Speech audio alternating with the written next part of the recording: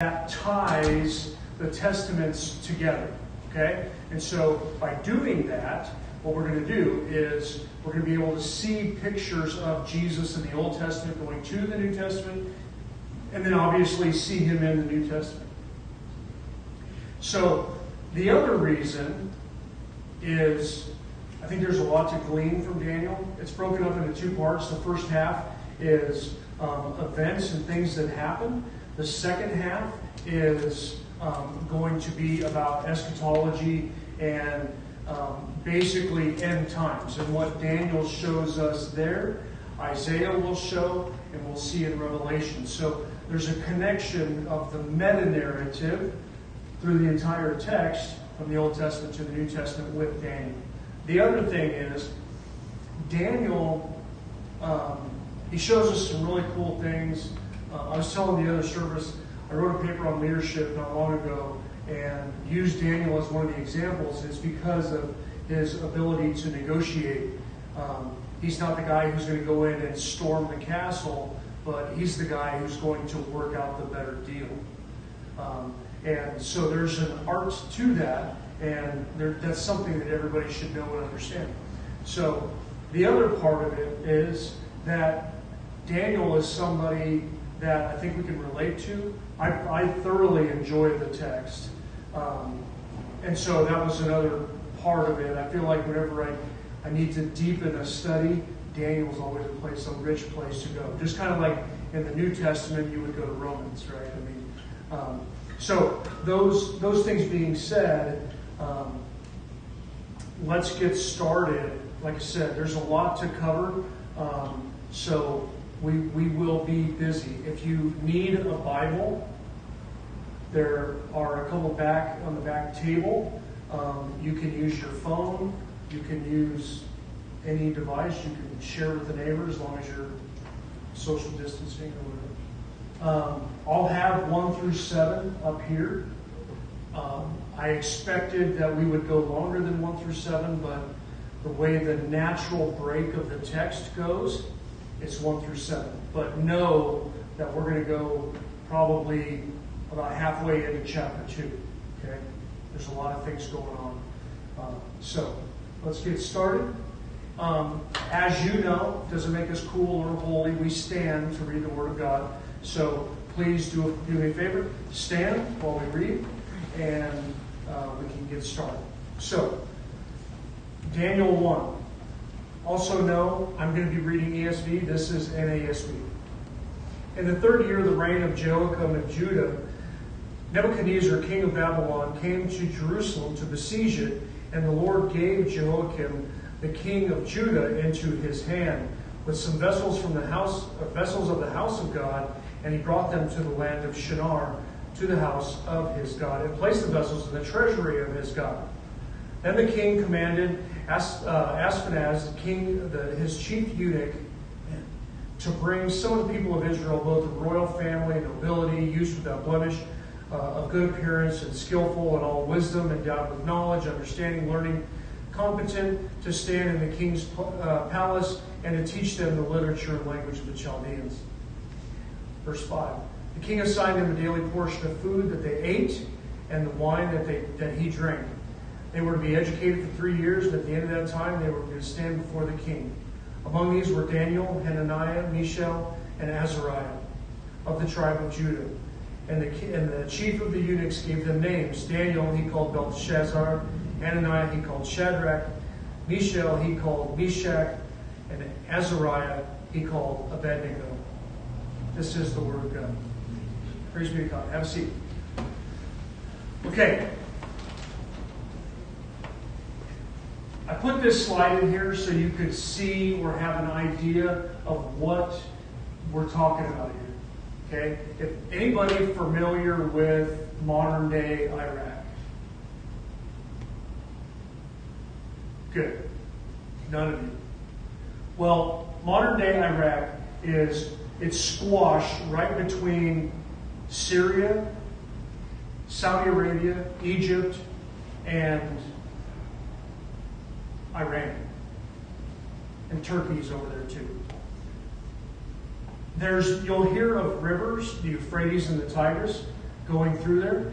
And what happens is that those rivers, they connect in Iraq. Well, the center of Babylon, which is going to be important, the center of Babylon is about 30 miles south of Baghdad, modern-day Baghdad. And actually about 30 miles or 20 miles north from Baghdad is Tikrit, and that's where Saddam Hussein was born. So, that being said, if you're familiar with Fallujah or Abu Ghraib prison or something like that, it goes Baghdad, Abu Ghraib prison, Fallujah, Ramadi, Syria. Okay? If you take that route or that road all the way out. Okay? So that entire area was the Babylonian Empire. And actually, the Babylonian Empire covered a lot of, or part of, Egypt, Saudi Arabia, and all those countries that I just mentioned. At this time in history, this is the largest empire that the globe has ever seen. There's never been anything bigger. Roman Empire coming after was going to be much larger, but at the time, nothing was larger than this. And so, because of this, Nebuchadnezzar, he died in 605. Nebuchadnezzar took over in 605, ran to 562, and so if you notice, we're counting down. We're on the left side of 0, okay? We're on BC, so we're going to count down to 0. Counting down means going forward. I know it's backwards. Okay? So I put this in here to give you some sort of idea of the time frame. Let's get started. So in the third year of the reign of Jehoiakim of Judah, Nebuchadnezzar, the king of Babylon, came to Jerusalem and besieged it. Now, besieged means that he didn't come in and ask if he could stay a while. He didn't come in and ask if he could take part in some of the events that they do on the weekend. No. He came in, he pummeled it, destroyed it with the plans of taking it over. Okay? Besieging is not a friendly term. Besieging is basically going to war. Okay? So he goes to war, walks in, and basically takes over Judah. Now, what is Jesus referred to? The Lion of what? Judah. I mean, look at the picture. He's referred to as the Lion of Judah. So, to give you an idea of Judah, you have Judah and Jerusalem, right? So, two parts of the same country. He comes in and decides to kick the door in, and he's going to take everything. Now, when you think back in the Old Testament, and you think of any time that enemies of God have decided that they're going to take parts of or pieces of the ark or anything like that, and they're going to take it with them to their camp from an enemy of God, that usually doesn't work out very good for them. Right? And if you look at all the intricacies that go into making it, all this stuff is pretty amazing. So, anyway, he decides that he's going to take this stuff. But what I want you to understand and notice is that in the third year of the reign of Jehoiakim, if you read in the book of Jeremiah, you're going to see that it's the fourth year. Now, before some people go, oh, well, see, the Bible's not right. There's contradictions. No, there's not. It's actually, this is a Babylonian calendar. In Jeremiah, he uses the Roman calendar. Okay? So they're off by a year. Okay? Kind of like our clock is off by an hour. It's off by an hour. This is off by a year. See? Application and everything. So, in the reign of Jehoiakim, king of Judah, Nebuchadnezzar, king of Jerusalem, king of besieged it, the Lord gave the things to focus on. The Lord gave Jehoiakim, king of Judah, into his hand.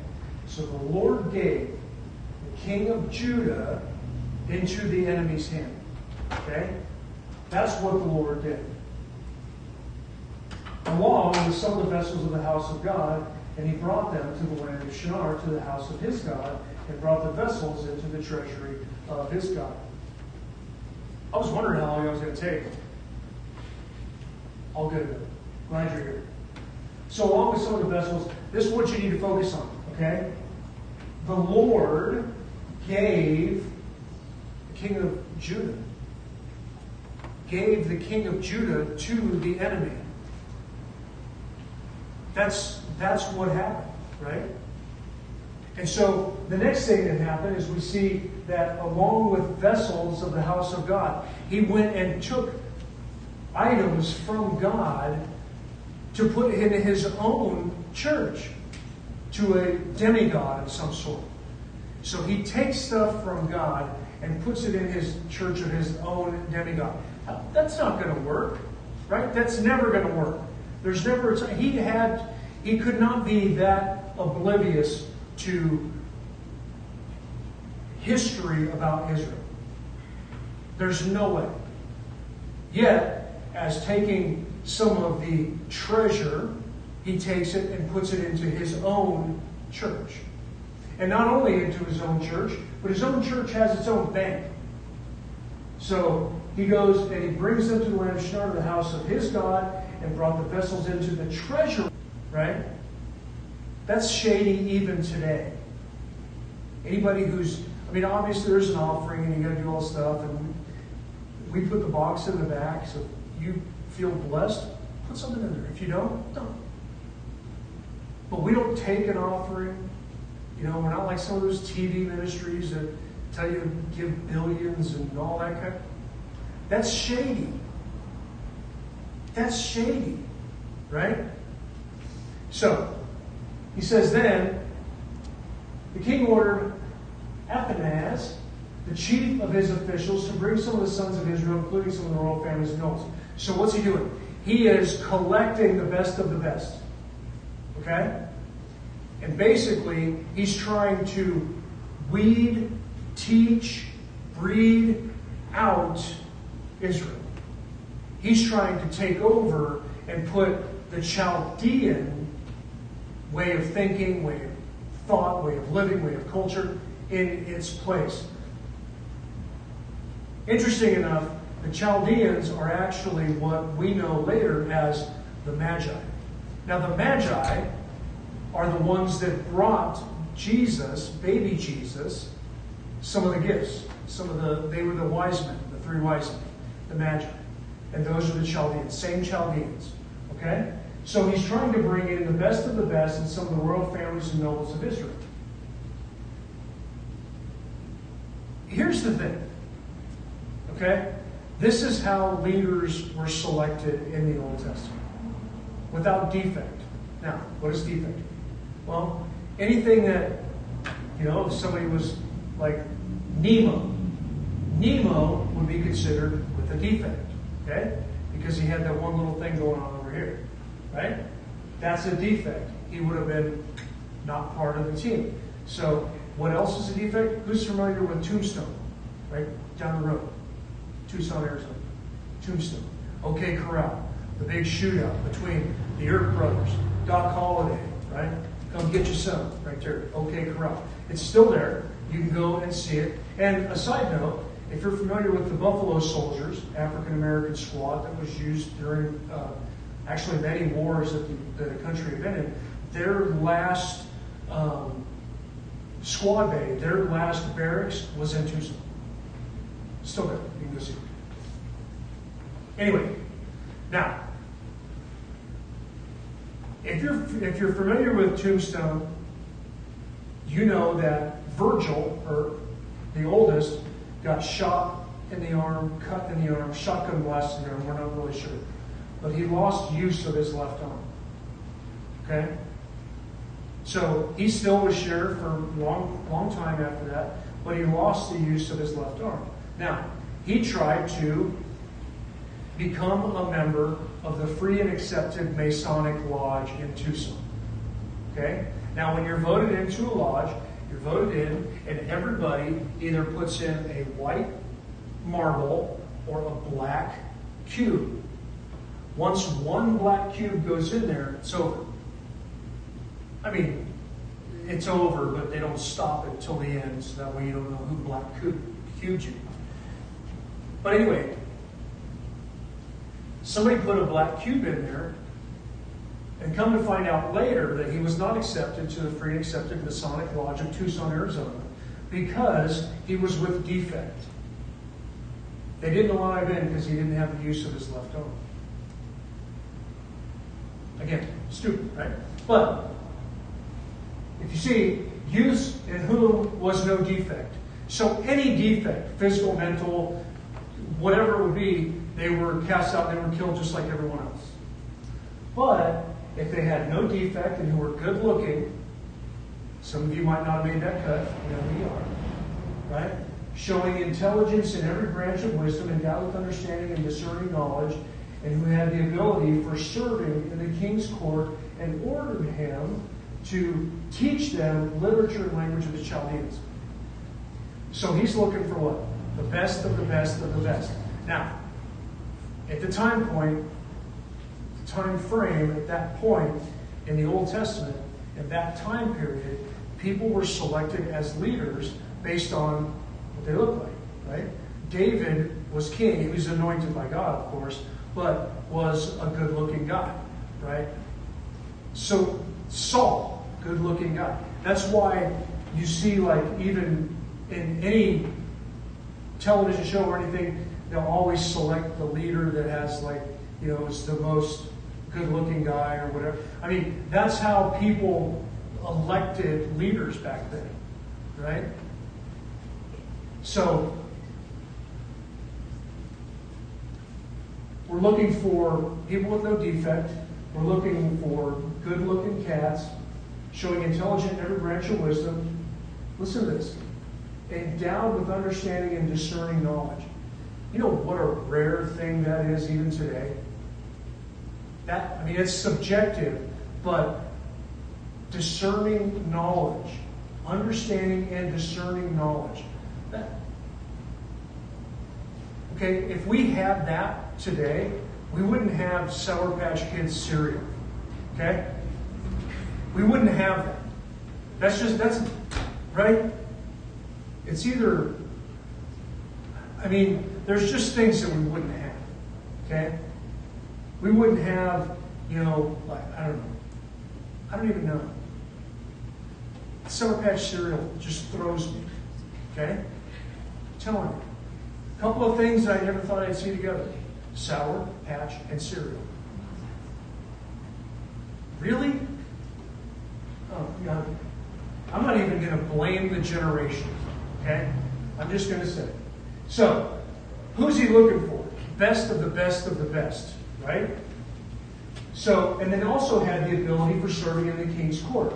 And he ordered him to teach them the literature and language for 3 years. So, those people for 3 years are going to get free education. So I want you to look at this. You're getting captured. You've been besieged. And you're thinking, you know what? This isn't a bad gig. Because look at this.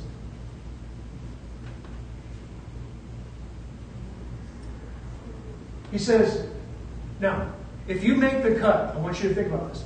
Okay? You just got a daily ration. In our language today would be you got 3 squares. 3 squares. Breakfast, lunch, dinner. Okay? You just got 3 squares. You make the cut because you're okay good looking. You got, you know, you have some smarts to you. And then you're given a daily ration from the king's choice food plus from his wine. You just got taken prisoner. You got 3 years of college, all the food you can eat, wine from the king's table, plus you're going to have, when you're done, you enter the king's personal service. Plus, you have a job in the king's court after you're done. Your life, when you got captured and you made the cut, your life just got remarkably better. Okay? And people are eating the meat and drinking the wine. They're like, man, this prisoner life, that is not bad. Not bad at all. Right? Plus, go to school. You know what people would do for this kind of setup today? Kidding me? Now, among them were the sons of Judah, Daniel, Hananiah, Mishael, and Azariah. And here's the thing. I want you to pay attention to this. Because Daniel, whose name in Israel His name means God is my judge. Okay? The name that they gave him, Belteshazzar. And if you're familiar with the Johnny Cash song, it's Belteshazzar. Yeah. I was saying in the first service that masks are killing me. They're killing me. Because this is what I get.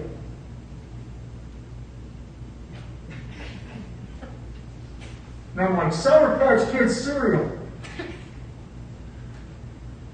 And I'm thinking, that's gold. Sour Patch Kids cereal. I'm droopy. Right?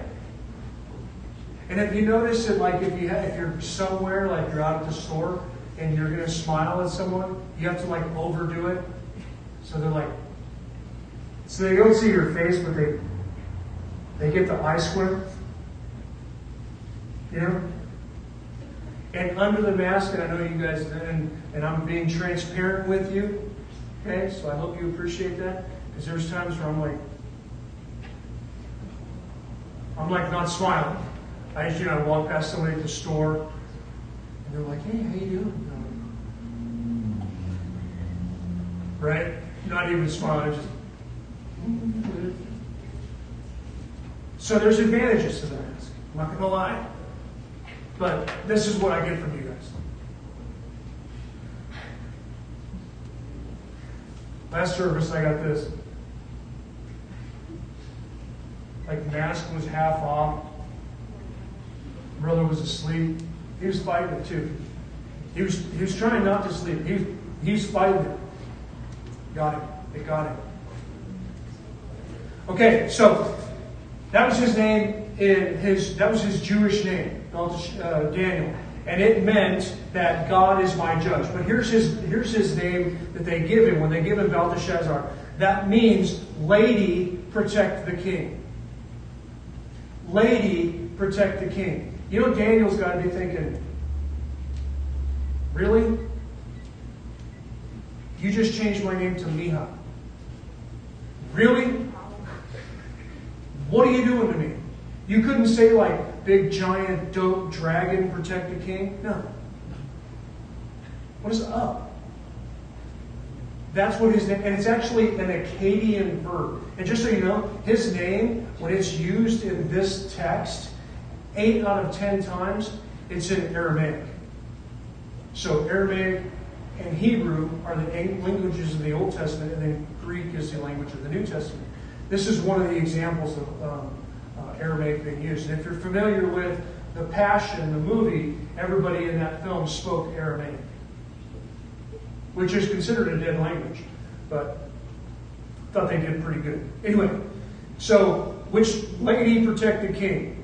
Daniel's like, thanks, bro. Right? So Hananiah, his name meant Yahweh has been gracious. It became Shadrach. Shadrach is an Akkadian verb that is saduraku, or sadureku actually, sadureku, meaning I am fearful of a God. Not God, not the God, but a God. I am fearful of a God. So it's a verb, right? It's an action. Action is fearful. So Mishael, in his Jewish name means who is what God is. Who is what God is. Okay? Nobody, nothing, right? Okay. So Abednego is what his name becomes, and that is servant of Nebo. And if you noticed, the leader above Nebuchadnezzar, Nabopolassar, Nebo, he's named for the same Nebo, which is basically a Chaldean god. Okay, so it's a sub-god. So the name is a tribute of to the name of Nebo, or son of Bel, which is known as son of a Babylonian god of writing and vegetation. I know that's weird. Writing and vegetation. I'm not sure how those two came together.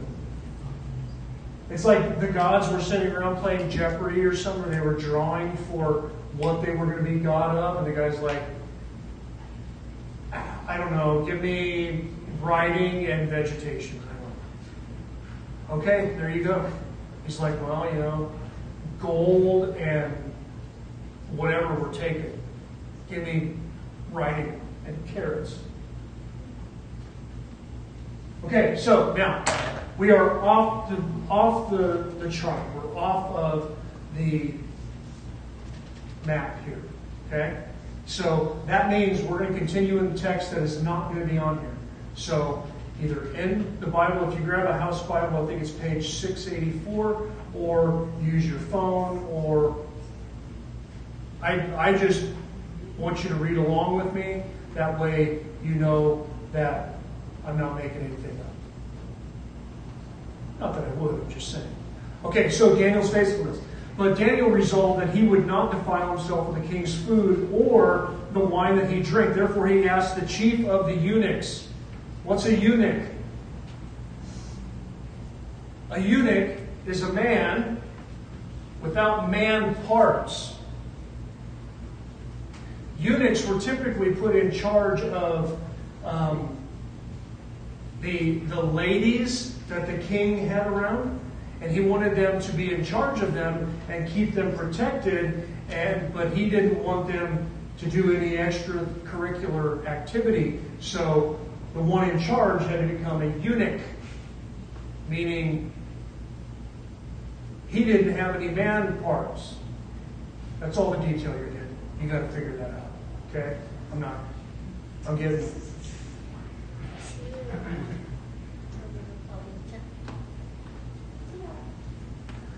Okay. So he went to the chief of the eunuchs and said, hey, look, I don't want to defile myself. This is where I talk about Daniel being a good leader, because this is negotiating. And those of you who work in any type of sales or anything like that, this is an example.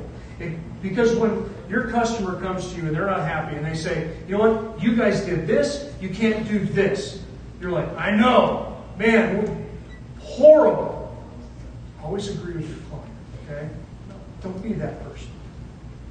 Always agree with your client, but bring them a solution. You're right. That is, we do that. But I tell you what, let me do this for you. Let me fix your problem. Let me give you a solution. Because I want to win just like you want to win. Right? And so what he's saying then is he tells them, look, I want to go to the chief eunuch and I don't want to defile myself. And God gave Daniel favor and compassion in the sight of the chief of eunuchs.